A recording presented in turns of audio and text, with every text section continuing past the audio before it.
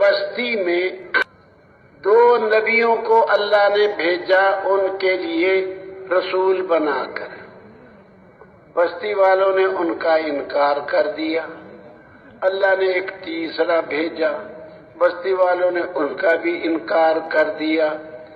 ہاں، ایک آدمی بستی کے کنارے پہ رہتا تھا، انہیں ان کی بات مان کر ایمان لے آیا۔ اسے پتا چلا میری قوم نے تو نبیوں کو جھٹلا دیا، وہ چلتا تیز تیز آیا۔ وَاضْرِبْ لَهُم مَّثَلًا أَصْحَابَ الْقَرْيَةِ إِذْ جَاءَهَا الْمُرْسَلُونَ إِذْ أَرْسَلْنَا إِلَيْهِمُ 2 فَكَذَّبُوهُمَا، آخر تک یہ سورۃ یاسین میں اللہ پاک نے بتایا۔ پھر وہ آدمی غریب آدمی تھا، تفسیروں میں اس کا نام حبیب لکھا ہے، نجار، ترکھان، لکڑی کا چارپائی بنا دی، پھٹیاں بنا دی۔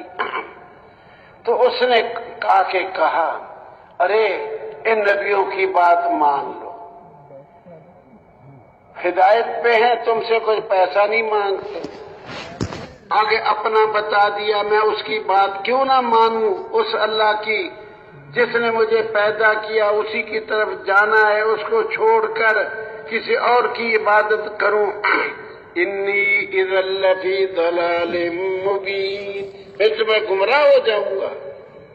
انی آمنت بربکم فاسمعون، میں رب پہ ایمان لے آیا ہوں، سن لو۔ قوم نے اس کو کمزور سمجھ کے، غریب سمجھ کے، ترکھان، لکڑی کا کام کرنے والا، اس کو قتل کر دیا۔ قیل ادخل الجنہ، اس کو کہا گیا جنت میں داخل ہو جا۔ قال یا لیت قومی یعلمون، اس نے کہا ہے کاش میری قوم جان لے، بما غفر لی ربی وجعلنی من المکرمین، میرے رب نے مجھے بخش دیا، میرا بڑا اعزاز و اکرام کیا۔ حدیث میں سورۃ یاسین قرآن کا دل ہے۔ علماء کہتے ہیں سورۃ یاسین کا بھی دل حبیب نجار کا واقعہ ہے۔